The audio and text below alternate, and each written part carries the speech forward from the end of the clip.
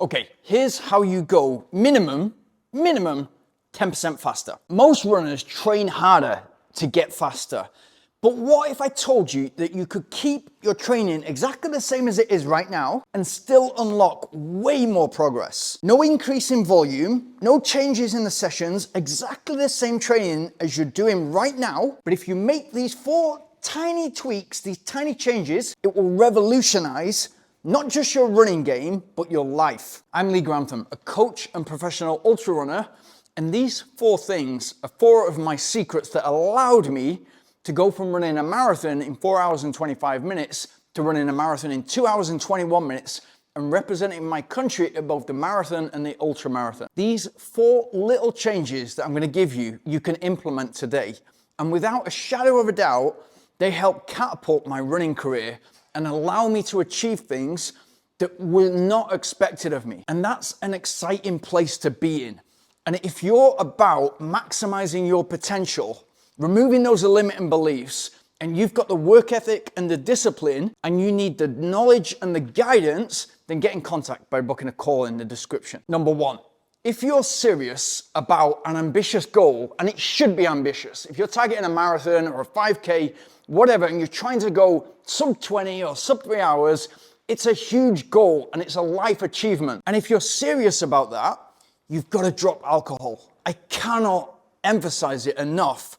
The biggest aspect of running is your ability to recover from hard training sessions so that you can do them frequently enough to compound those improvements and really move forward with your running. Alcohol kills that. Once I got serious about running and it became all I could think about, it became a complete obsession, the obvious thing to do was to drop alcohol. I speak to guys all the time that are going for these lofty goals, sub 250, sub 240, sub 3 hours for the marathon.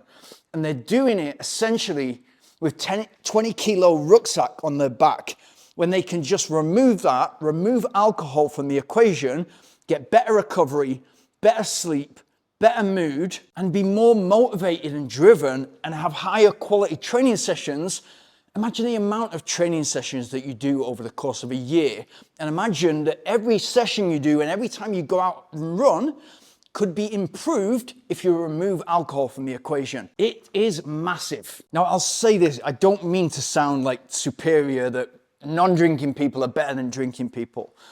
I had a lot of fun with alcohol in my teenage years and my 20s. And you get to a point where you realize if you're anything like me, and it was to excess, partying was to excess, alcohol was to excess, other stuff was to excess, it just doesn't serve you. It's not helping you to get on and stay on the path that you really want to be on and go as far as you possibly can on that path. It's not even a confidence thing. If you're young and you feel as if it removes your inhibitions and it gives you confidence to go up and speak to people, it's just a false sense of security.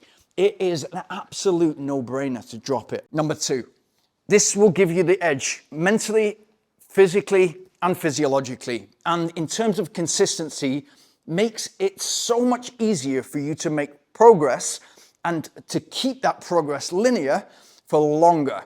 And that is to take all the energy that you're putting into your running, whether it's recovery runs, easy runs, interval session, long runs, cross training, strength training, all that energy first thing in the morning. So you wake up in your default mode, wake up, hydrate, put the kit on, go. If you start the day like that and you're doing a hard thing, you're getting out there, you're moving your body, don't be one of those people who's like, I'm not really a morning person, or it's hard for me to get going in the morning, or I don't have time.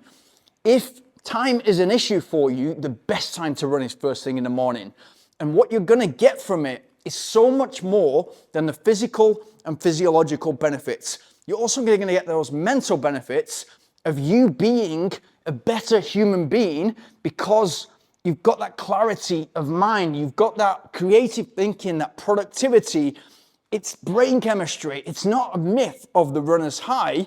It's something that's happening to you that makes you a better person to be around, a better team player, a better family member. You're setting off on the right foot And before you can even think about it and think about an excuse of why you're not running, you're already out there and it's putting you on the winning path. It's impossible for anything work-related or family-related to get in the way if you're prioritizing running and you're doing it first thing in the morning. And runners who do this are more successful. It's just fact. It's there. It's in the stats.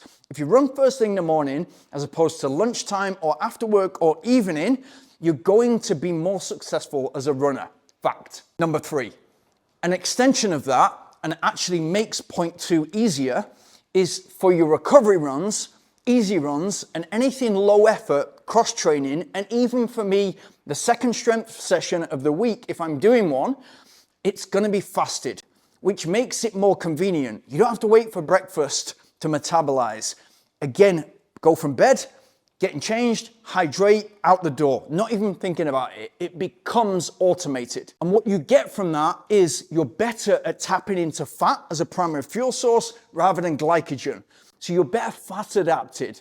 And if you've got that as a half marathon runner, ultra marathon runner, but all you're running, it's going to make you way more efficient as a runner. And what it's also going to do is when you do add that carbohydrate, so I'll fuel my midweek interval session and my weekend specific long run, when you add that carbohydrate, it's that much more powerful. And think about what you get from that, apart from it being incredibly convenient that you're doing it first thing in the morning and there's nothing in the way, you're just going out the door. You're also tapping into that fat, so your body composition is improving, you're becoming leaner and having less body fat, which in turn is going to make you a better runner. What we're aiming for is the most powerful, lightest athlete that we possibly can to a limit with the biggest engine. Number 4, if you're anything like me, you want to be firing on all cylinders in all aspects of your life. Yes, we're runners and we're obsessed about running. It's all I can think about. But I want to be the best in my relationships. I want to be the best in my work. I want to be the best at whatever I can possibly be. It's me against me. And so, in order to supercharge the rest of your day, if you're going with that strategy of waking up, clothes on, hydrate, out the door, as soon as I get back, this is what I'll do. I'll have a recovery shake, which will be calorific, but exactly at the right time. So it's soaked up by my body and it's accelerating the recovery. So the next day I'm good to go. And then what I'm doing, 90 to 120 minutes after I've woken up, I'm having a coffee. And inside that is ghee, which is clarified butter, and MCT oil, a bulletproof coffee. And what that means for me is a sustained release of coffee energy for the rest of the day.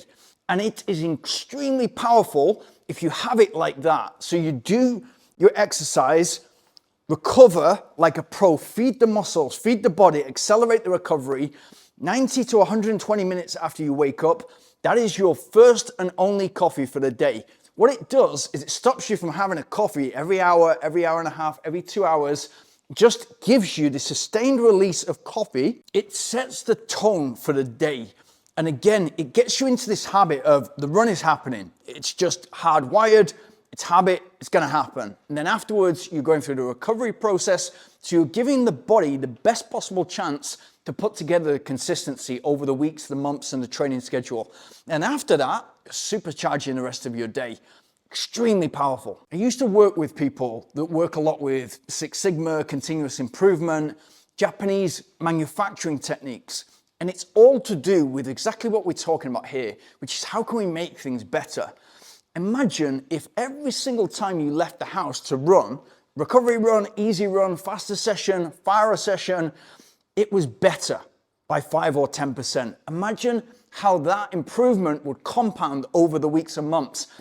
In 3 months, if you train the right way after training the wrong way or a suboptimal way for a period of time, it might be 3 months, it might be 3 years, 30 years, you start training the right way and look after optimization of every single one of those sessions, the results can be absolutely unfathomable. And that's what we want. We want an ambitious target that we're excited about that keeps us really hardwired in terms of the discipline and the work ethic and that result will take care of itself. I don't mean to sound arrogant when it comes to alcohol. I have lots of friends that drink and they're very good with it. For me, it was life-changing. It's more than 15 years ago now, and it was life-changing. And the path that it put me on was obsession with running and has led to a completely different life that I could never have imagined before. And I'll put on the screen a recent athlete that I've been working with who just surpassed all expectations in his marathon, and I'll also put my own personal journey of going way faster in the marathon.